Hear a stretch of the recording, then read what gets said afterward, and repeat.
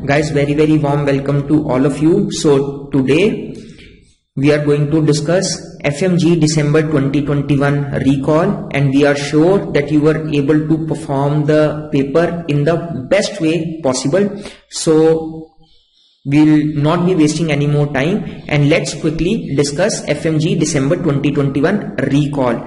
And you all know that we are going to attend a class on ophthalmology, so it is always better if we start the session by showing you a glimpse of eyes, है ना? Eyes, most beautiful structure ever created by Almighty, right? So okay, so before we start, I would like to give you two quotes. So one is, you should never forget that a river cuts through the rock not because of its power but because of its persistent.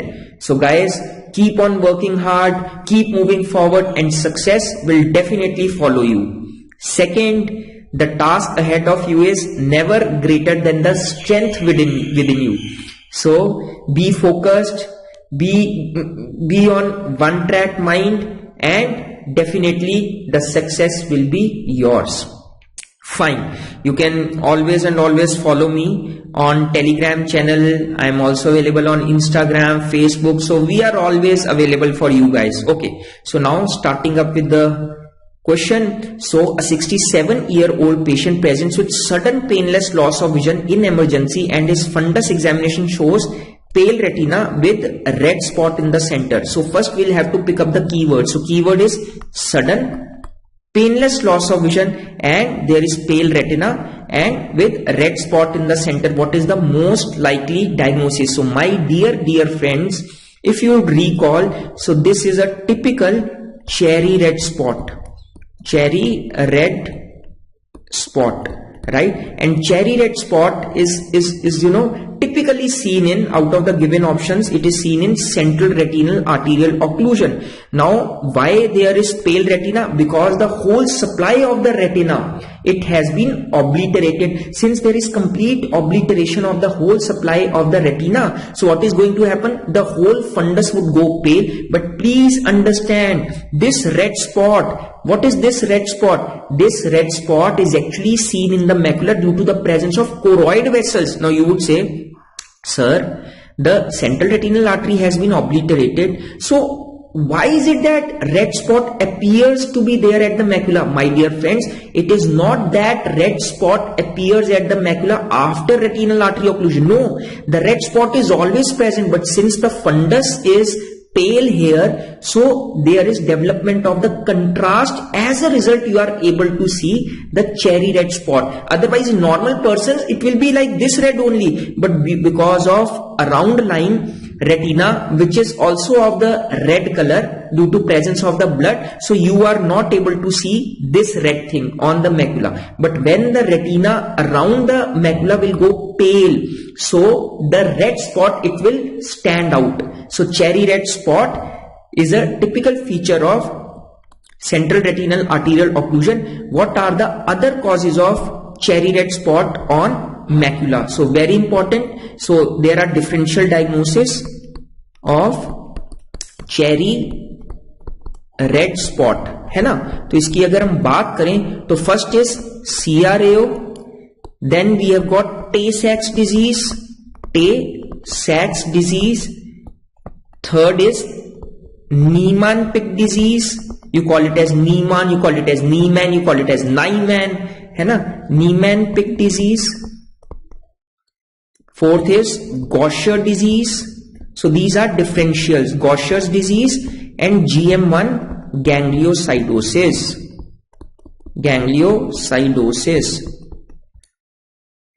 Then we have got trauma. So typically you call it as Berlin's edema. Then we have got Sandoff disease.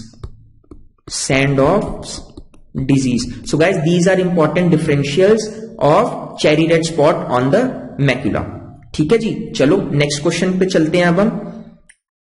Next question is, a young patient with a history of contact lens use presents with foreign body sensation. Foreign body means you call it in Punjabi रड़कन, रड़कन पड़ती है जी आंख में, irritation होती है जी, है ना.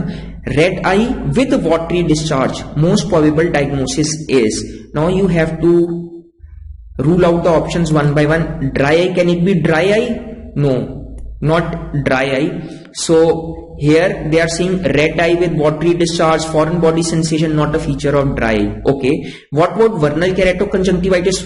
Of course, young vernal keratoconjunctivitis is common in young males, teenagers. So that goes with vernal keratoconjunctivitis. So contact lens use, not associated. Vernal keratoconjunctivitis is entirely a different disease, not associated with contact lens use.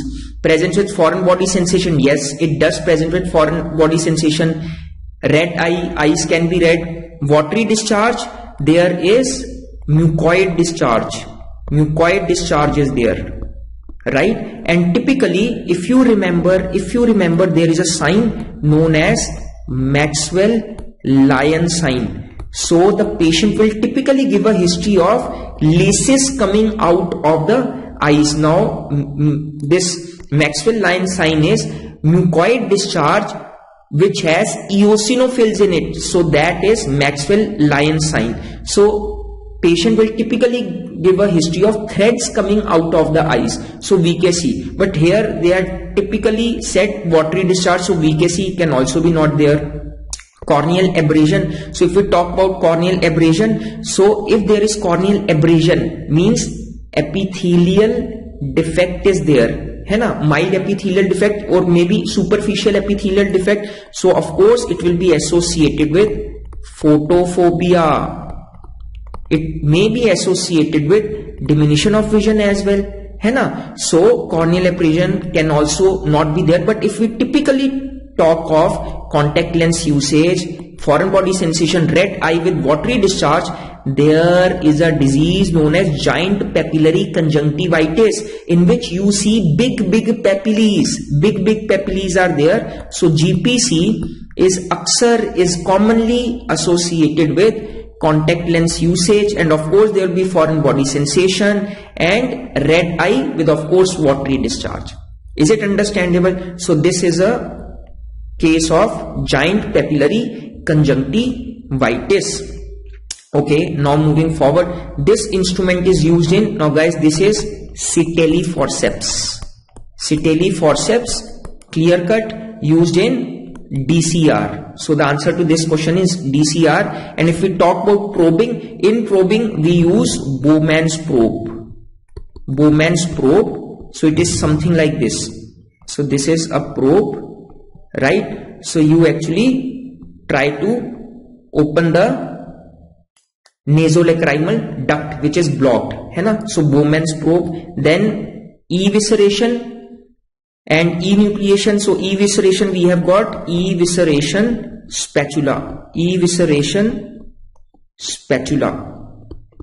Enucleation we have got enucleation spoon with optic nerve guide. Optic nerve guide. Is it clear? Now guys, one thing is very important. This I am telling you Bowman's probe na. So I want to give you a little more information in regards to that. So whenever a patient of congenital dacrocystitis will come to you, congenital dacrocystitis. So if the patient has come for first 3 months after birth, if the child comes in first 3 months, so what you are going to prescribe? First, you will go for Krigler's massage, number 1. So 80 to 90% patients improve. You simply ask the parents to do Krigler's massage. Just take the index finger or the little finger and place it at the medial canthus and slowly bring it downwards, like this, right? So there are chances that the blocked duct may be opened. Krigler massage plus you will also give antibiotics, antibiotic eye drops. So you can give tobramycin. Now if this is not improved in 3 months, if this is not improved in 3 months, what you'll do, you'll go for syringing. So you'll go on for syringing. You take a cannula, put it in the punctum, and you try to flush it with the water, normal saline or distilled water. Okay, syringing. And if it is not improved on syringing for 3 months, then you go for probing. Okay, then you go for probing. So there is a stepwise approach. Now you would say, sir, what is syringing? Wait, I am just going to show you the syringing, how it is done, although it will be in adult, but I am sure that you will be able to at least have an idea what is meant by syringing. So it is being done in adult. So you are putting cannula into the lower puncta and flushing. So you could very well see, right? So this is syringing. So you perform this in a infant. Is it clear? So this is the procedure for syringing. So it is done in both the punctas, lower puncta and the upper puncta. You know na, parts of lacrimal apparatus, we have got lower puncta, we have got upper puncta, we have got upper canaliculi, lower canaliculi, and then there may be presence of common canaliculi which will lead into nasolacrimal sac and then into nasolacrimal duct. So that is the complete lacrimal apparatus, and there is lacrimal gland on the superior-temporal region. Is it understandable? Okay. So this is very important. It can be asked. This question was asked in your mid-year 2021 FMG exam, right? Okay. Now moving a step further. Visual acuity of a person improves on looking. Visual acuity of the person improves on looking through the pinhole. This indicates. So guys, you need to understand what is the importance of pinhole. So see, this is the cornea, this is the lens, and this is the retina, right? So the image will be formed in an emmetrope which does not have any refractive error. It is being formed onto the retina. So if we are talking of not emmetrope, if we are talking of say myope, so the image will be formed where? Image will be formed in front of the retina. Is it understandable? This is myope. If we are talking of hypermetrope, so image will be formed behind the retina. है ना? I think you are able to understand the concept, right? Now what is being done here? So as you can see in this image, that ultimately the central light rays, they are required to bend just a little bit, but the peripheral light rays are bending way too much, because in the center the cornea is relatively flat, but as the cornea goes to the periphery, it is getting more and more curved. So that means at the periphery there will be more refraction due to more curvature of the cornea, but in the center there will be least refraction. So if you are going to place a pinhole like this, so what is the diameter of pinhole? 1.2 millimeter. If you are going to place a pinhole, so what it is going to do? It is going to cut off all the peripheral light rays and would only allow the central light ray to pass through it. And if the patient's vision is improved on placing the pinhole, that means the patient has refractory error, because you have eliminated the peripheral disturbing rays which were actually being projected in front of the retina in myopia and in back of the retina in hypermetropia. But the central ray, irrespective of myopia or hypermetropia, it is going straight and it will definitely strike the retina. So is it understandable? So that is what I am telling you, that on placing the pinhole in front of the eye, if the patient has refractory error, it is going to it is going to improve the vision. Why? Because it is going to cut the peripheral light rays.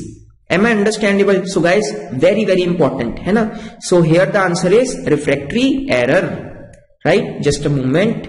I'm going to restart it. Give me a second, please. Yeah. So, all right. Moving forward, a farmer presented with pain, photophobia, and watering from the eye for last 36 hours.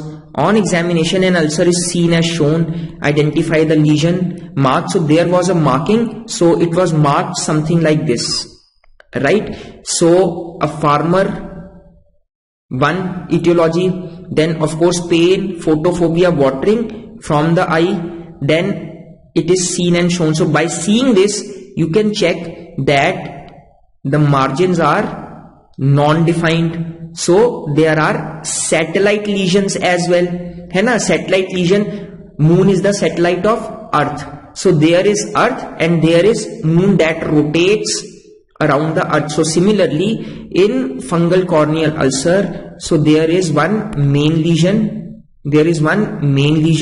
and then there are small satellite lesions around the main ulcer. So that is a very important feature of fungal corneal ulcer, right? So in the exam it was asked that which lesion is this. So the answer to this question is satellite lesion. Okay, hypopyon. In regards to hypopyon, I want to tell you that in fungal keratitis, the hypopyon will be fixed and gravity independent. Why? Because fungus has the ability to invade the intact cornea and it will start to grow into the anterior chamber, and as a result the hypopyon will become fixed and this will be non-sterile. It will be non-sterile. Hypopyon in fungal corneal ulcer is non-sterile. But if we talk about bacterial corneal ulcer, it will be sterile because bacteria cannot invade the intact cornea. There are bacteria that has the ability to invade the intact corneal epithelium. But my dear friends, I am talking of intact cornea, means all layers of cornea, not of corneal epithelium. If I talk about the only and only organism that can invade the intact cornea, that is fungus. If I say the bacteria that has the ability to invade the intact corneal epithelium, so the name of the bacteria, please, important, very important. So intact corneal epithelium, which are the bacteria which can invade. Number one, Neisseria, both meningitis and gonococcals. Second is Haemophilus influenza. Third is C. diphtheria. Fourth is Listeria monocytogenes. Fifth is Shigella. So these have the tendency to penetrate intact corneal epithelium, just the 6-7 layers of corneal epithelium, not the intact cornea, means epithelium, Bowman's membrane, stroma, predesmates membrane, Descemet's membrane and endothelium. Is it clear? चलो, तो यहाँ पे हम बात कर रहे थे satellite legion की. तो सैटेलाइट लीजन की अगर हम बात करें तो it is seen in fungal keratitis, hypopyon, you know. Also in fungal keratitis, signs are more than symptoms. Another important point. Okay, now dendritic ulcer is seen in herpetic simplex virus keratitis. ठीक है जी, right? And ring filtrate, if we talk about ring filtrate, it is seen in acanthamoeba keratitis. Acanthamoeba keratitis. Is it understandable? चलें आगे. Okay, I hope you were able to get this question correct, है ना? All right, चलो. Now identify the given condition with inward rolling of lid or inward rolling of lid inwards, one and the same thing. Okay, if there is inward rolling of the lid, you call it as entropion. If there is outward rolling of lid, you call it as ectropion. If there is the eyelashes which are rubbing over the surface of the cornea, you call it as trichiasis. If there is extra row of the eyelashes, you call it as distichiasis. So in this particular question, in this particular case, so it is not ectropion, it is not distichiasis, it is not trichiasis. So the answer is entropion. I hope you got this correct as well, है ना? So you should know if there is inward rolling of eyelid. So sometimes the eyelashes will constantly rub upon the surface of the cornea, leading to trivial trauma on the surface of cornea that may eventually lead to ulcer formation. So I am going to show you a case. So this is a case of entropion. So you can check left eye, there was entropion, है ना? There was entropion and there is development of the corneal ulcer. So I am just going to show you now. See, now check this out.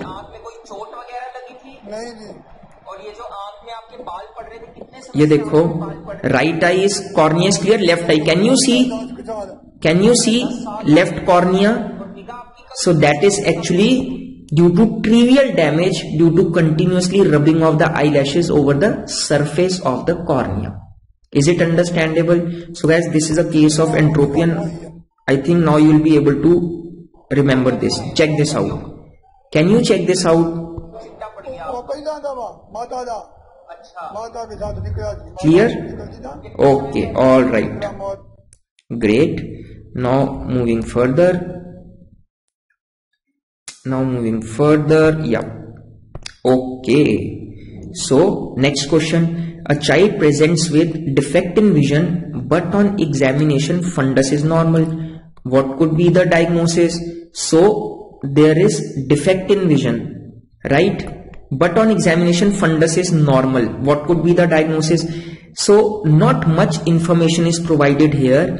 So what I see, whatever question I have got, it appears to be a case of amblyopia. So but on examination fundus is normal. So fundus can be normal in myopia, hypermetropia, astigmatism, number one, है ना? Second is defect in vision. So we are talking about defect in vision. So if we talk about defect in vision, amblyopia is a condition in which there is stimulus deprivated loss of vision, right? So astigmatism, myopia and hypermetropia, these are refractory errors. These are refractory errors which can be corrected by glasses. Like in hypermetropia, you will give convex glass. In myopia, you will give concave glass. And in astigmatism, you will give cylindrical glasses. It can be concave or convex depending upon if it is myopic astigmatism or hypermetropic astigmatism. So here it is, here the answer is amblyopia. Okay, all right, moving ahead. Fine.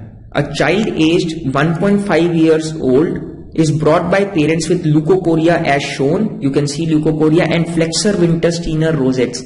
So my dear friends, flexor wintersteiner rosettes is a diagnostic histopathological feature of retinoblastoma, and most common age of presentation of retinoblastoma is 18 months.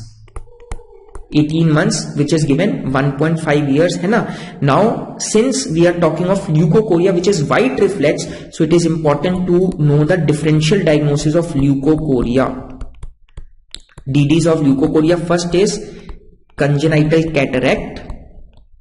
This is first DD. Second is retinoblastoma, which we have done. Third is PHPV, है ना? PHPV. Third PHPV is persistent hyperplastic primary vitreous. Fourth is endophthalmitis Then we have got retinopathy of prematurity, which is ROP. Then we have got retinal detachment. Then we can have coloboma. ठीक है जी. So these are some important differential diagnosis of leukocoria.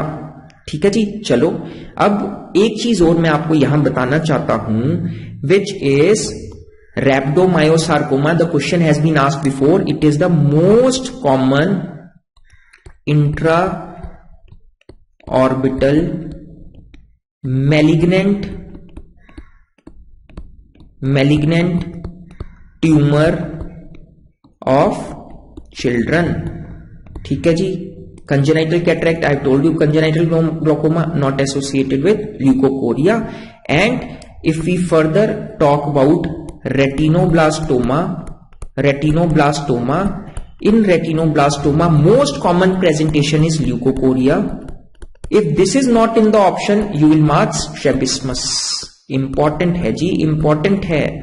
Most common is leukocoria. If this is not in the option, second most common is strabismus. Okay जी. चलो, so these were few points in regards to the question asked. All right.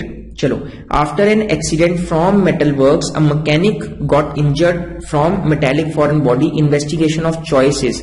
I know most of you people would think MRI is best. It will tell the status of the tissue. उसमें कोई foreign body होगी तो पता लग जाएगी. But my dear friends, the examiner has played very smart here. He has given you metallic foreign body. So in metallic foreign body, MRI is contraindicated because the principle of working of MRI is to create a magnetic field. If the foreign body is metallic, so it will actually make the metallic foreign body move inside the tissue under strong magnetic field. So it may damage the around line structures. So never ever go for MRI if you suspect metallic foreign body. So if we talk about scan, so go for CT scan. It is the investigation of choice. What is B scan? C है. It is C. What is B scan? B scan is ultrasound of eye.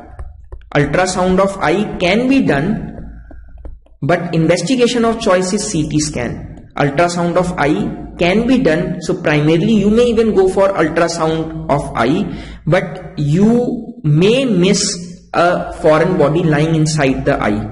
Okay, so best is CT scan. ठीक है जी. चलो, is it done? Fine.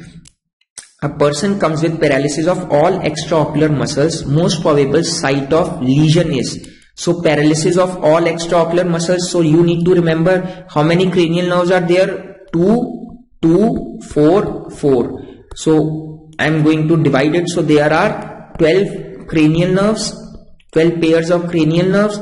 So first two are olfactory and optic. ठीक है जी. Then we have got third and fourth cranial nerve. Then we have got next four. Third and fourth is oculomotor and trochlear. है ना? So oculomotor and trochlear. So these two arise from midbrain. Then next four are from pons, and then next four are from medulla. So you just need to remember 2, 4, 4. So 2 are from midbrain. So these two are third and fourth. Oculomotor, all extraocular muscles except superior oblique, which is by fourth, and lateral rectus, which is by sixth. है ना? So the best option to pick here will be midbrain. So the answer here is midbrain.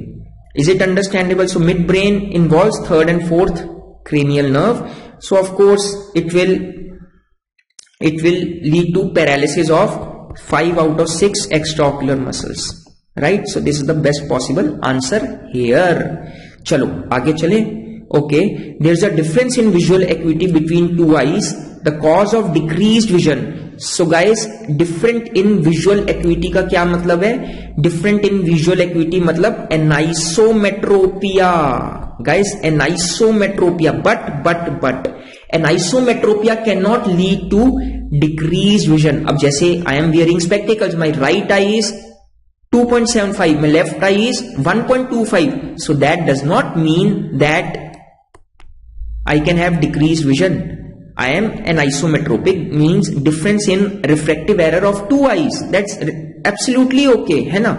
But if there is high anisometropia, it can lead to a condition that can actually lead to decreased vision, and my dear friends, that will be an isometropic amblyopia. So here the answer is an isometropic amblyopia due to difference in refractive errors, high difference. So there can be a disease known as amblyopia, and since this amblyopia is associated with isometropia, so you call it as an isometropic amblyopia. So that is the answer here. Don't mark an isometropia. You might feel okay, there's decreased vision due to difference in refractive error, and that is an isometropia, so let's do with it. No, this was a little tricky question again by the examiner, है ना? So the answer will be an isometropic amblyopia. ठीक है जी, चलो आगे चलते हैं. So biconcave lens is used in the treatment of, I have already told you. So concave lens, myopia, hypermetropia, convex, cylindrical, depending upon whether it is myopic astigmatism, hypermetropic astigmatism, presbyopia, convex. Please understand that these three are refractive errors. Presbyopia is a normal physiological phenomena. Normal physiological phenomena. Please understand that presbyopia is due to weakening of the ciliary muscles with age. That means after 40 years of age,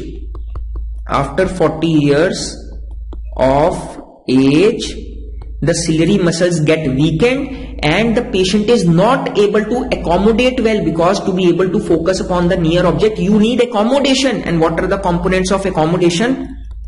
Accommodation components are, just we are revising, है ना? What are the components of accommodation, my dear friends? One is increase anterior curvature of the lens. Second is meiosis, and third is convergence. So with age, the accommodative power of the eyes is decreased. As a result, you are not able to focus onto the near object, right? So in other words, you can say that near point of accommodation, it increases with age. So near point of accommodation is the nearest point where an object is placed. You will be able to see it clearly. Beyond that, if you will move it a little further, towards you, beyond, I mean, near point of accommodation is this. If you will try to move it towards you, beyond near point of accommodation on your side, you will see blurring of that object.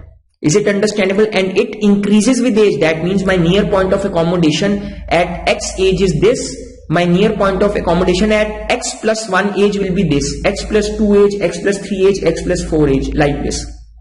So near point of accommodation. So that is presbyopia. Okay जी, चलो आगे चलते हैं. The most common cause of blindness in children. First, please understand, most common cause of blindness overall in adults is, as I always say in my lecture, cataract. But examiners are getting smart. They would not give you option of cataract. So next is glaucoma. They may not even give you an option of glaucoma. Then ARMD, then trachoma, then onchocerciasis. Onchocerciasis, some call it as cerciasis, some call it as cerciasis. It's up to you.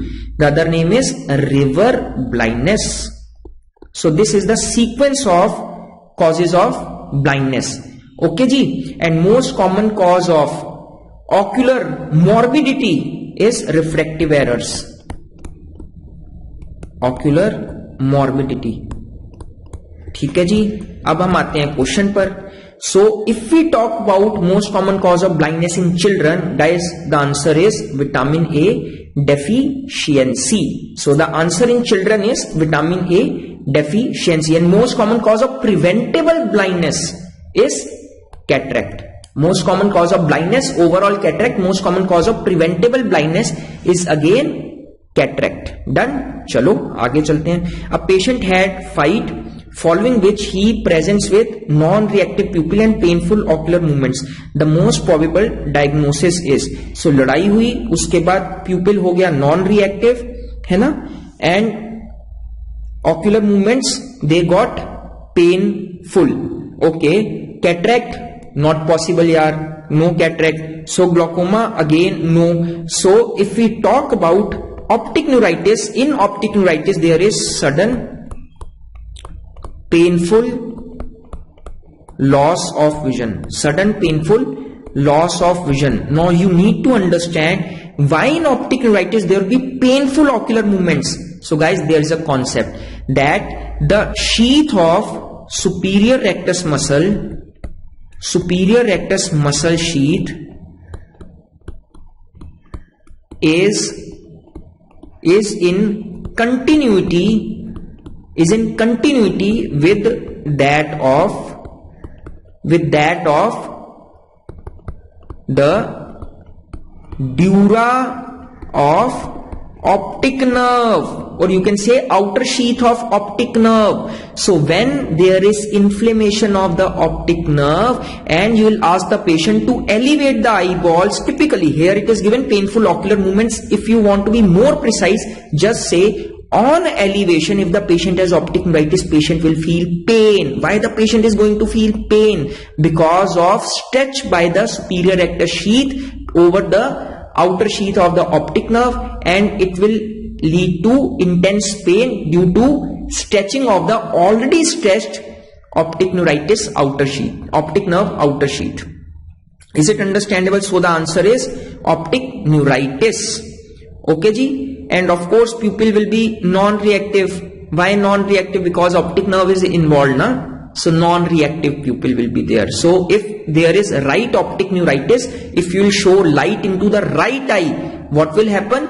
There will be absent direct light reflex. There will be absent consensual light reflex. If you will show the light in the left eye, what will happen? There will be presence of direct light reflex, there will be presence of consensual light reflex, and there will also be presence of RAPD in optic nerve involvement. Now you would say, sir, what is RAPD? हमें तो याद नहीं है. So don't worry बच्चों. Just a moment. Now see, this is RAPD. Now see, this patient has left eye RAPD. Left eye RAPD. Okay. Check this out. Both pupil constrict. Now this is RAPD. RAPD is when you will bring the torch light from the reacting pupil to the non-reacting pupil. So what will happen? There will be sudden dilatation of the pupil. It is also known as Marcus gun pupil, because the afferent of the left eye is damaged. Afferent pathway is optic nerve. So when you are actually going to shift the light source from the normal eye in which afferent is normal, so when you will show light into the right eye, both pupils are constricting. Now you have shifted the light source from the right eye to the left eye. Now there will be dilatation of the pupils. This is known as paradoxical pupil, because you are actually shifting the light from one eye to the other eye. Instead of constriction, it should constriction, it is getting dilated. So it is known as paradoxical pupil. But please understand, this dilatation of the pupil in the left eye is not due to bringing the light source from the right eye to the left eye. This dilatation is actually due to removal of the light source from the right eye. Understood? कि दोबारा बताऊं, समझो बात को. Right afferent is normal, left afferent is defective because of involvement of the optic nerve. So you will show light to the right eye. So optic nerve will take the impulse. Optic nerve, optic chiasma, optic tract, pretectal nucleus, Edinger-Westphal nucleus, and again via ciliary ganglion, nerve to inferior oblique and pupillary fibers, there will be bilateral constriction of the pupil. Right? Direct light reflex in the right eye, consensual light reflex in the left eye. Understood? Now you have actually shifted the light source from the right eye to the left eye. So what has happened? Left eye the optic nerve is defective. So optic nerve will not be able to take the light impulse to the pretectal nucleus, na? So there should not be any pupillary constriction. So the moment you will shift the light from the right eye to the left eye, you will actually see pupils getting dilated. Now this dilatation of the pupil is because earlier you were showing light in the right eye, na? So you have removed the stimulus from the right eye, na, whose afferent is normal. As a result, there is dilatation of the pupil. This is known as RAPD, relative to the other eye. Afferent nerve defective, pupillary defect, pupil is not getting constricted. So this is RAPD. I am playing it again. See this. Check this out. Check this out.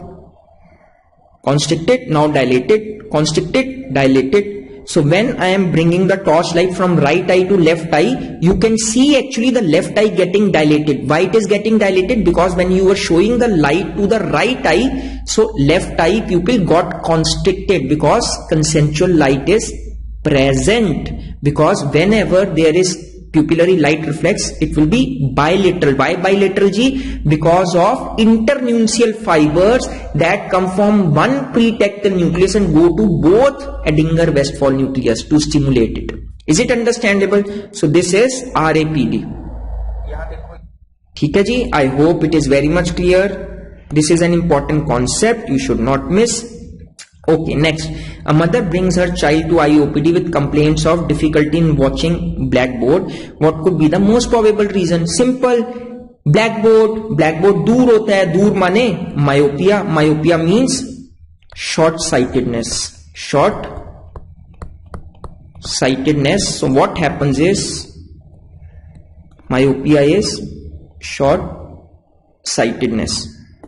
So image will be projected in front of the retina. So what you are going to do? You are going to give the concave glasses. Concave glasses are divergent glass. So it will project the image again on the retina.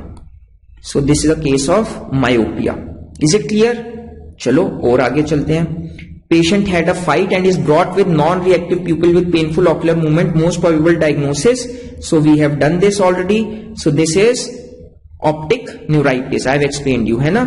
Okay. So this finishes our FMG December 2021 question discussion session. So I hope it was useful for you guys and those who are preparing for NEET PG examination. Guys, do go through these questions. These are very important, है ना? And the topics may get repeated because this usually happens. So see, the topics are same. They are repeated in different forms. So I request you to go through the previous FMG discussion sessions on YouTube by DAMS as well. And any issues, any queries you want me to answer, you can always get in touch with me on Facebook Messenger, Instagram, and you can even message me on this number. I am always available for all of you. So this is my contact number. Any queries, academic, non-academic, you can always get in touch with me. And in the end, we would wish you a very good luck for the result. And we are sure that you are going to make all of us proud and hope to see all of you guys soon. Stay safe, take care, and yes, Merry Christmas. Bye.